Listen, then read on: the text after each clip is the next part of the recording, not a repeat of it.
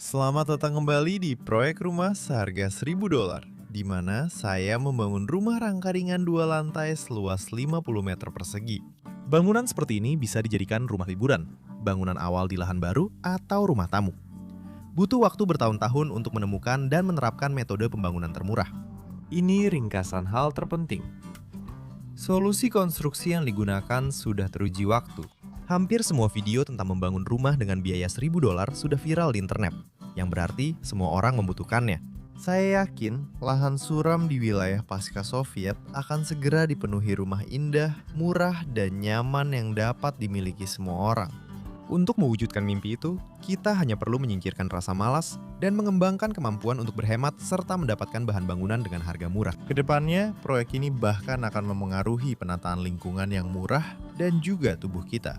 Saya juga akan bercerita tentang bangunan-bangunan baru, bagaimana keadaannya sekarang, bagaimana mereka melewati musim dingin. Tapi yang paling penting, saya akan mengungkap rahasia. Berapa sebenarnya semua ini menghabiskan biaya sampai hari ini? Jadi, mari kita bahas satu persatu. Halo semuanya! Mesin serut Mogilev tua, namun andal dengan cekatan mengubah papan kasar jadi bahan yang nyaman dipegang. Kayu yang dipakai bukan kualitas terbaik. Dulunya dibeli basah dan dikeringkan alami bertahun-tahun di bawah atap. Saat pembelian, papan kelas 1 di Belarus seharga sekitar $100 per meter kubik. Bahan ini adalah material afkir dari proyek konstruksi yang lebih besar, dan harganya sekitar $60. Selama pengeringan dan pengolahan, saya hanya menggunakan tenaga sendiri, tanpa biaya tambahan. Papan kering dan balok dihargai sekitar $60 per meter kubik. Itu sekitar 6.000 rubel Rusia pada saat video ini dibuat. Sekarang musim semi tahun 2024. Ayo, putar. Jumlah papan ini dalam rubel sedikit berbeda saat dibeli. Saya biasa menghitung proyek jangka panjang dalam dolar, meski banyak yang tak suka. Di proyek rumah $1.000 itu sudah biasa. Tenaga kerja pribadi yang dikeluarkan tidak dihitung sama sekali, dan tidak melibatkan tenaga kerja sewaan. Bekerja di waktu luang dari pekerjaan utama memungkinkan saya seolah-olah memberikan tenaga saya sendiri secara cuma-cuma untuk diri sendiri. Pada video ini, dibahas tahapan utama pembangunan rumah $1.000 dengan video terperinci dan kesimpulan penting. Tautan videonya ada di deskripsi. Struktur utama rangka lantai pertama terdiri dari balok rakitan. Saya menyebutnya balok kotak. Terbuat dari 4 papan 1 inci yang disatukan sekrup dan elemen logam. Setelah digerinda dengan cakram kipas, hasilnya menyerupai balok utuh berukuran 17 x 17 cm. Hampir semua logam yang digunakan adalah besi tua gratis. Saya sangat menyukai efek yang dihasilkan dari pengolahan balok rakitan dengan cakram kipas. Sehingga saya menjadi ketagihan dan melakukan hal yang sama pada balok serta papan 1 inci yang diletakkan di atasnya. Untuk seluruh reng hanya dibutuhkan 14 balok saja. Saya memasangnya dengan jarak sekecil mungkin, karena saya berencana menggunakan atap ondulim. Jika saya serut dengan mesin, papan akan berkurang sekitar 5 mm tebalnya. Sedangkan gerinda hanya mengikis tipis tanpa mengurangi kekuatan. Papan-papan itu juga memiliki tampilan otentik seperti dipahat manual. Saya memakai mesin untuk meratakan reng dan papan penutup atap menjorok.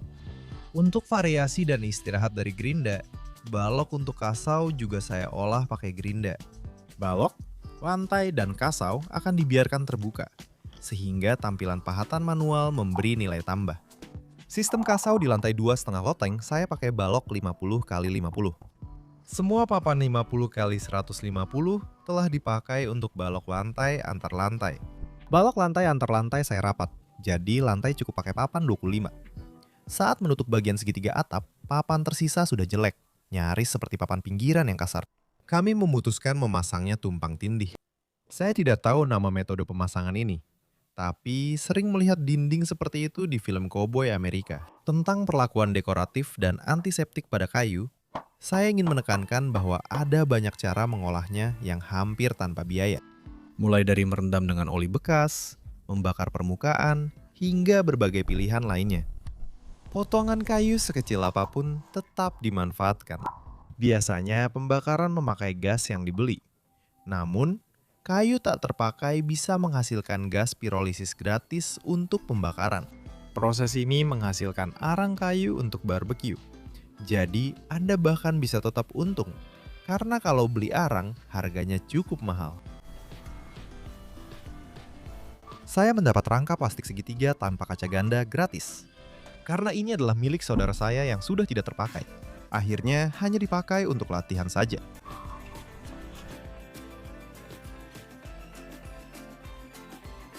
Proyek ini dirancang sebagai rumah mobil yang mudah dibongkar dan dipasang. Saya mengukur waktu pembongkaran dan pemasangan beberapa bagian secara eksperimental. Saya menyadari bahwa jika semuanya dihitung secara tepat sebelumnya, misalnya dengan bantuan komputer, dan membuat bahan-bahan di pabrik, maka perakitan rangka seperti itu bisa dilakukan dengan sangat cepat. Namun, menyesuaikan setiap balok dan papan tidak cepat. Kami berhasil membuat rangka yang sangat ekonomis dan cukup kokoh, yang menurut perhitungan saya hanya membutuhkan tidak lebih dari 2 meter kubik kayu gergajian, dan itu hanya seharga $120. Tambah $10 lagi, total jadi 130, atau kurang dari 13.000 rubel Rusia.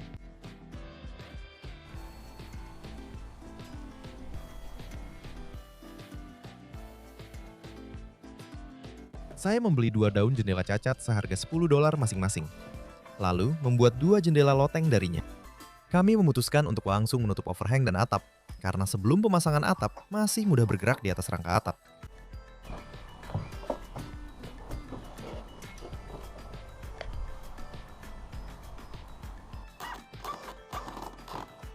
Saya meminimalkan penggunaan pengikat yang dibeli. Saya memilih lembaran ekstrusi polistirena Penoplex untuk atap, mengecatnya dengan cat fasad murah, lalu merekatkannya menjadi strip sepanjang lereng atap.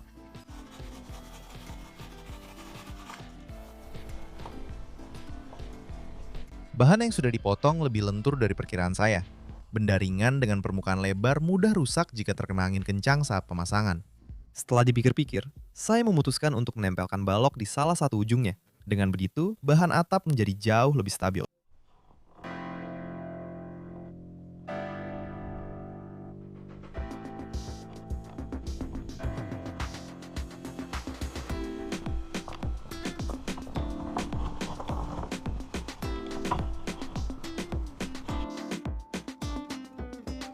Kami menempelkan kerangka, lalu mengencangkan dengan sekrup ke balok untuk kekuatan.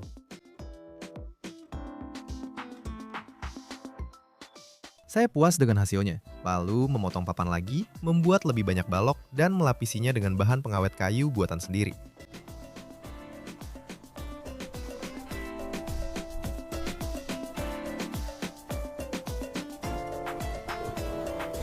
Saya lupa alasan menempelkan lakban kertas di sambungan ini.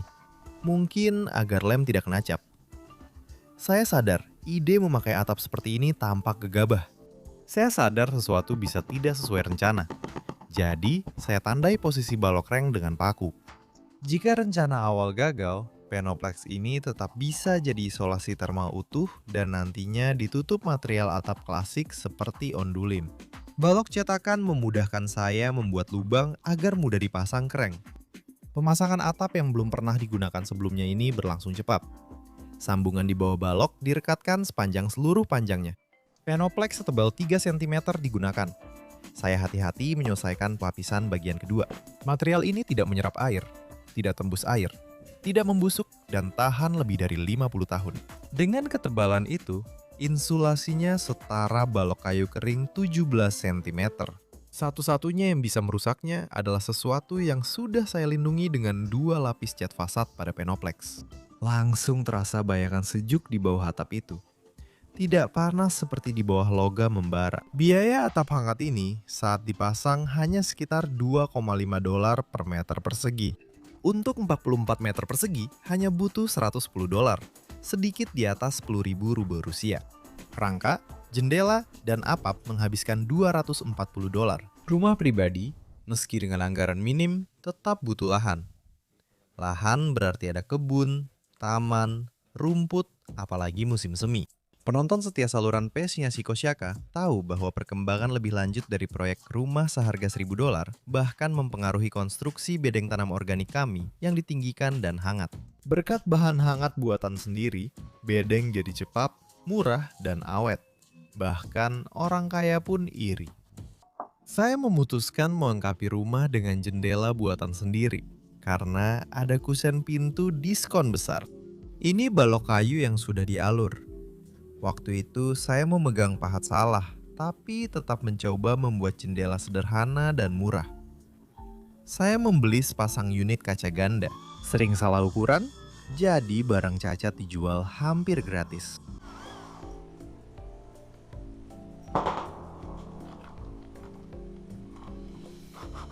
Bahan rangka saya sambungkan satu sama lain dengan baut furniture. Itu juga disebut konfirmat atau euro skrup.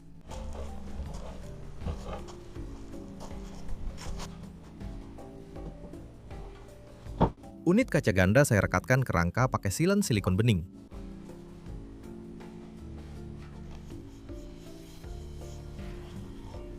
Saya memakai list kayu lama yang sudah terbukti.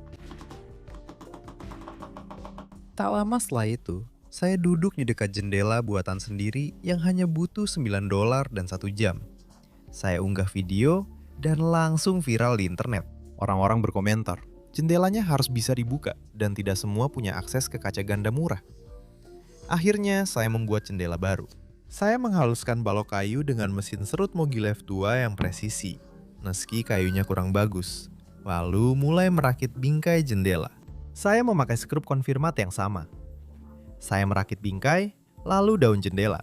Tujuannya bukan hanya untuk mendapatkan jendela yang sangat murah, tapi juga jendela yang bisa dibuat oleh siapa saja tanpa kesulitan. Tanpa pengalaman pertukangan, hanya pakai alat listrik sederhana dan kaca ganda buatan sendiri. Jika tidak terlalu berhemat seperti saya, maka balok kayu bisa dibeli yang sudah jadi. Dalam hal ini, tidak perlu mesin apapun untuk membuatnya. Penggunaan engsel skrup membuat segalanya lebih mudah.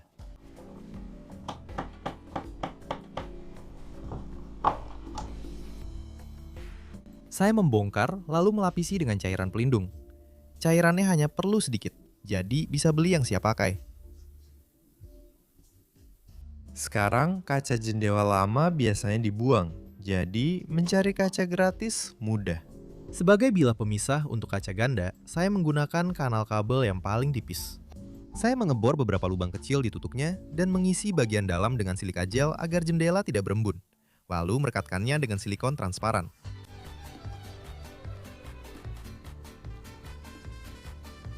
Saya menambah 2 lapis karet rapat di jendela.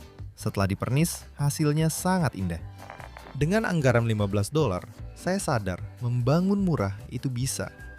Saya langsung merasakan keunggulan jendela yang bisa dibuka dibandingkan yang mati. Video tentang jendela ini viral di internet. Banyak permintaan eksperimen dengan pilihan jendela super murah lain. Lalu, seperti kata orang, saya jadi keterusan. Mesin ampas rumahan memudahkan saya membuat jendela ayun dari balok kayu murah dengan cepat, lengkap dengan kaca ganda. Keunggulannya, satu sisi berwarna putih dan sisi lainnya tampilan kayu alami dengan lapisan pelindung. Untuk jendela berikutnya, saya menggunakan sisa-sisa panel kayu yang tidak layak pakai. Pada jendela sederhana dan hampir gratis ini, saya sama sekali tidak menggunakan list kaca. Saya berhasil mengunci kaca dengan menggunakan alur dari panel kayu itu sendiri. Jendela ini saya buat tanpa menggunakan skru konfirmat, melainkan memakai dowel kayu yang dibeli di toko. Hasilnya jadi seperti ini, sangat bagus. Puncak eksperimen jendela di proyek rumah seharga $1.000 adalah jendela geser vertikal ala Inggris. Untuk menghindari mesin presisi tinggi, saya memakai beberapa papan lantai dari toko. Papan itu sudah memiliki lidah dan alur presisi, sehingga saya gunakan agar daun jendela bisa meluncur. Saya membuat daun jendela dengan kaca ganda agar berfungsi baik di iklim daerah kami. Berkat sistem pemberat sederhana, daun jendela pada jendela buatan sendiri ala Inggris Amerika ini bisa tetap di posisi manapun tanpa pengunci tambahan. Saya menyesuaikan perlengkapan yang paling mudah didapat dari toko bangunan biasa. Perkembangan proyek selanjutnya bahkan memengaruhi metode penataan lahan kami yang sederhana dan murah. Jaur dan pagar inovatif yang dibuat tahun lalu sukses melewati musim dingin. Bagaimana dengan kolam renang ini? Saat musim dingin, kolam renang saya dikosongkan dan ditutup hingga musim semi. Kini, hujan musim semi mulai menguji kekedapannya. Поплавок выключатель обеспечит. Pemutusan otomatis saat air turun. Jika dimatikan, pompa tetap berjalan terus-menerus. Jika setiap pemilik rumah kebun atau petani punya pompa seperti ini, banjir tidak akan jadi masalah. Sementara itu, kita menyaksikan serangkaian banjir besar. Bukan hanya menyaksikan, kita sudah merasakannya secara langsung selama bertahun-tahun. Pompa lama sudah rusak. Jadi, untuk pergi ke ruang bawah tanah mengambil stoples awetan, saya harus memakai sepatu bot nelayan. Kami memberi Denzel baru. Bukan karena malas membuat lubang di bak, tapi karena tinggal di pedesaan, kami sering harus memompa sesuatu. Saya akan cek kedap bak mandi ini pakai air gratis.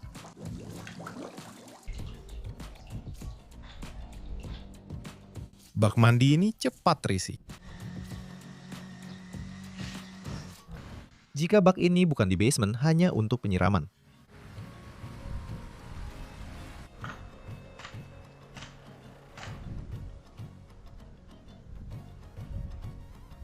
Proyek ini juga butuh pintu berinsulasi murah. Saya membuatnya dari sisa papan kayu, seperti salah satu jendela. Saya mendapat potongan ini gratis dari pabrik pengolahan kayu terdekat. Di sana, potongan seperti itu dianggap sampah dan dipakai menyalakan ruang pengeringan. Perlu dicatat, pintu buatan saya untuk proyek super hemat ini justru terlalu bagus dari segi tampilan dan karakteristik. Pintu ini juga cocok untuk sauna. Untuk 5 jenis jendela dan pintu buatan sendiri, saya hanya menghabiskan sekitar $60. Jadi, sejauh ini totalnya $300 untuk seluruh proyek. Bahan bangunan sisa yang masih berguna senilai $1.000. Bisa dibilang sudah menumpuk sendiri di bawah rumah. Ngomong-ngomong, atap sudah dibuat sebelum lantai pertama. Jadi, banyak area terlindung dari hujan. Sekarang, saya bisa bekerja di segala cuaca. Ngomong-ngomong, 5 bangunan yang masih layak pakai muncul dari perbaikan kesalahan konstruksi yang saya buat saat melakukan pembangunan klasik yang sangat melelahkan dan mahal. Angkur untuk pemasangan rangka, yang dibuat dari besi bekas, dipasang pada fondasi gudang yang sudah dibongkar, yang sebelumnya berdiri di tempat ini. Proyek rumah seharga $1.000 sangat ringan. Dan fondasi bekas gudang lama sudah lebih dari cukup. Tanpa fondasi, biaya pengecoran seperti tiang pancang dangkal sangat rendah. Menurut saya, membangun dunia baru tak perlu menghancurkan dunia lama sepenuhnya. Fondasi gudang lama tetap bermanfaat. Saya hanya meratakan sedikit, menambah beton di satu sisi agar bisa dipasang dinding lantai pertama. Lalu saya memasang bekisting dan menambah beton. Biaya hanya 12 sak semen.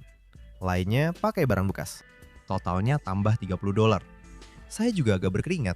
Sekarang lanjut ke dinding. Selanjutnya terjadi sesuatu yang membagi metode pembangunan di wilayah pasca Soviet kita menjadi sebelum dan sesudah.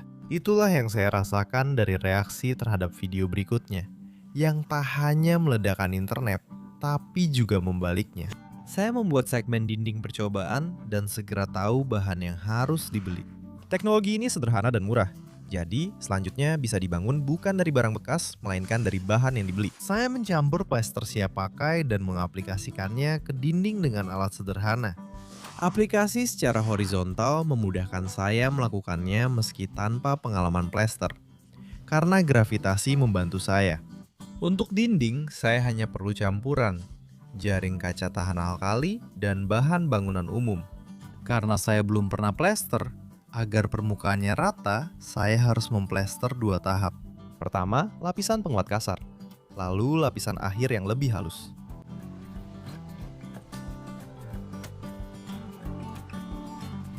Saya memperkuat benda kerja dari satu sisi. Saat permukaannya mulai mengeras, saya balik lalu mengulanginya di sisi lain. Semakin banyak meter persegi, hasilnya makin rata dan halus. Saya menempelkan lapisan kedap air dari sisa genteng fleksibel, siap pasang elemen pertama.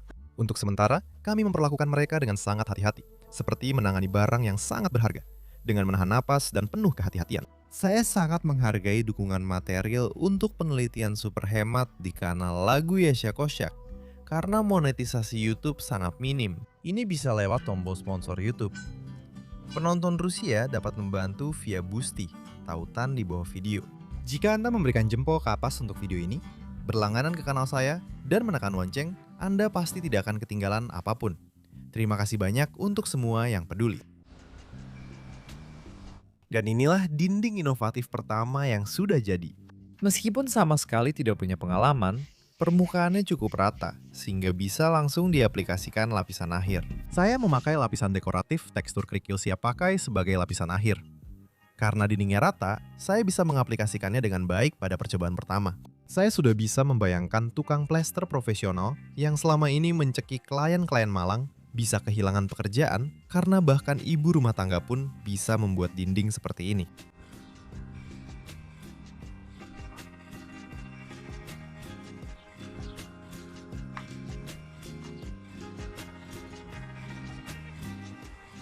Saya sadar dindingnya kokoh.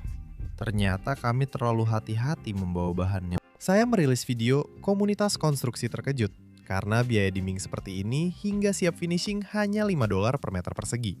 Itu lebih murah dari biaya jasa tukang plester. Dengan ketebalan kurang dari 4 cm, karakteristik termalnya setara dengan balok kayu kering setebal 17 cm. Jika dinding dibuat sedikit lebih tebal, akan lebih hangat dari rumah kayu terhangat. Namun bagi saya ini sudah cukup. Bahan-bahan berikutnya bermunculan seperti kacang goreng. Plesteran horizontal menghasilkan permukaan rata dengan cepat, bahkan di lapisan awal, sehingga biaya produksi lebih hemat. Memasang dinding kokoh dan ringan kini bisa dilakukan sendiri. Jika berdua, terasa seperti pesta.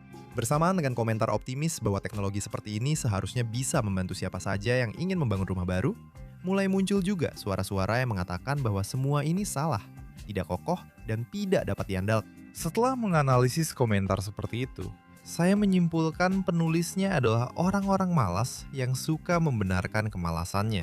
Membenarkan ketidakmampuan membangun sering dikaitkan dengan kurangnya dana, situasi ekonomi global, atau mahalnya kredit. Saya paham betapa kesalnya saat istri mulai mengomel. Что, эй, чувак, да ведь можно строить с копеечным бюджетом, посмотри. Saya, demi Tuhan, mulai bagaimanapun juga bereaksi terhadap komentar buruk dari orang-orang seperti itu. Bangunlah setidaknya sebuah kandang ayam, dan mungkin Anda akan mulai percaya pada kemampuan diri sendiri. Biaya dinding lantai pertama maksimal $200. Total pengeluaran saat ini $530 atau maksimal 50.000 rubel. Untuk misi, ketika dia mulai melakukan sesuatu, dia memulai segalanya. Dan itu sangat penting. Ini sangat penting dan ini sangat penting. Dasar dinding halat adalah busa polistirena ekstrudasi Penoplex yang kembali saya bawa di bagasi mobil. Saya melihat sebagian besar anggaran pembangunan habis untuk utilitas. Jadi, saya ingin menghindari pemasangan pipa mahal. Saya memutuskan untuk menempatkan semua fasilitas bukan di dalam rumah, tetapi di luar rumah. Berdasarkan pengalaman membangun dinding, saya naik ke tahap berikutnya dan berencana membuat shower musim panas dengan teknologi tanpa rangka. Saat memakai lembaran halus Penoplex, permukaannya perlu dikasar dulu. Tampaknya, algoritma YouTube kini tahu teknologi apa yang bisa membantu kita. Muncul ide membuat finishing dekoratif dinding hampir gratis dengan lem perekat keramik termurah.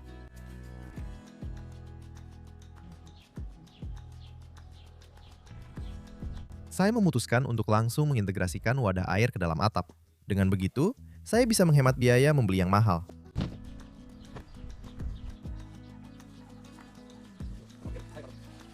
Wadahnya sudah terpasang di atas. Saya merasa seperti Yuri Gagarin, mandi di ketinggian dekat bintang-bintang.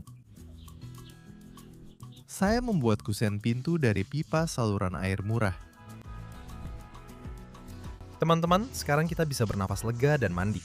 Ini benar-benar menyenangkan. Sebelum kamar mandi, toilet luar Eropa sudah dibuat dari 90% polistirena ekstrusi dan sangat sederhana. Anak-anak kami pun bisa membangunnya. Saya hanya menguji ide lama dan berhasil membengkokkan Penoplex untuk membuat inti bangunan ini. Berkat ukuran yang ringkas dan kipas pemanas, toilet Eropa tetap hangat dan nyaman sepanjang musim. Kenapa disebut toilet Eropa? Anda akan tahu setelah nonton video detail di bawah ini. Ada juga video tentang shower beserta detailnya. Info detail biaya pembuatan fasilitas ini juga tersedia di sana. Karena fasilitas-fasilitas ini ditempatkan di luar rumah seharga $1.000. Menurut saya, wajar biaya produksi dan proyek tidak dimasukkan. Ini trik kecil saja. Finishing murah yang sudah saya uji pada toilet dan shower itu juga saya terapkan pada dinding rumah. Berkat peningkatan keterampilan plester, saya bisa membuat lapisan plester lebih hemat saat membangun dinding. sehingga menghemat bahan perekat penguatan. Karena memakai lem keramik murah dan sedikit cat fasad, biaya pembuatan dinding dengan lapisan akhir tetap tidak mahal. Biaya tetap maksimal $5 per meter persegi. Jendela termurah tersedia berkat dinding inovatif itu. Cukup sediakan lubang di dinding, kaca atau kaca ganda, sedikit busa pemasang, dan adukan semen. Biayanya sangat murah, tak perlu masuk anggaran. Dinding hangat sudah ada. Kini butuh lantai hangat yang murah dan mudah dibuat. Gunakan bata pecah sisa bangunan dan pasir sungai. Air gratis dari basement. Kekuatan air dan gravitasi bumi telah melakukan tugasnya. Pasir sepenuhnya mengisi celah di antara potongan bata dan beton. Saya meratakan dan memadatkan dasar lantai yang akan dibuat. Untuk membuat metode ini sedikit lebih sulit, saya membeli Penoplex Comfort tebal 3 cm. Semua bahan lantai muat di bagasi mobil. Saya menggosok permukaan lembaran dengan sikat logam agar kasar. Saat itu, saya belum tahu bahwa lebih mudah memakai bilah gergaji kayu tanpa pegangan. Dan saya juga belum tahu bahwa ada jenis Penoplex yang sudah kasar dari pabrik, yang disebut Penoplex Wall. Saya membuat permukaan sangat rapat dan rata, lalu melapisinya dengan insulasi serta menyambung sambungannya memakai busa perekat poliuretan bangunan. Saya juga pakai lem ini untuk merekatkan XPS sebelumnya. Lem yang mengeras saya potong, lalu saya oleskan waterproofing di semua sambungan. Penoplex memang 100% tahan air, tapi busa di sambungan masih bisa merembeskan air. Saya menyadari ini saat memperbaiki kekurangan kecil di atap murah. Sekarang, saya pamit. Penoplex berfungsi sebagai insulator panas dan pelapis kedap air. Pada lantai di atas tanah, pelapis kedap air wajib. Prosesnya mirip dengan dinding. Saya hanya melakukan penguatan dan langsung meratakan dalam bagian-bagian kecil. Semuanya bahkan mulai terlihat seperti proses teknis yang sudah tertata rapi. Karena ini adalah lampai, saya menggunakan jaring kaca yang memang khusus untuk skrip dengan ukuran lubang yang lebih besar. Penguatan saya lakukan dalam 2 lapisan. Dengan cara ini, kekuatan permukaan meningkat berkali-kali lipat. Saya cepat mendapatkan lantai hangat dan rata, cocok untuk pemasangan keramik. Kebutuhan material untuk lantai sama seperti dinding. Biaya lantai sekitar $5 per meter persegi. Seluruh lantai pertama 25 meter persegi habis, $125, sekitar 12.000 rubel Rusia. Total proyek sudah $655. Banyak orang menganggap jalur beton di sekitar rumah kurang penting. Jadi, saya tidak menganggarkannya karena letaknya di luar rumah. Semakin sering saya pakai Penoplex, makin banyak yang saya pelajari. Material ini efisien energi, membantu menghemat biaya pemanasan dan pendinginan. Bagi mereka yang tidak terlalu terikat dengan batasan anggaran yang ketat, tentu saja lebih baik menggunakan pelat yang lebih tebal. Dengan begitu, Anda pasti akan mendapatkan rumah yang nyaman dengan suhu dan kelembapan yang optimal. Inilah jumlah material yang dibutuhkan untuk membuat lantai balkon yang langsung tersegel rapat. Menggosok permukaan dengan mata gergaji jauh lebih cepat daripada menggunakan sikat logam.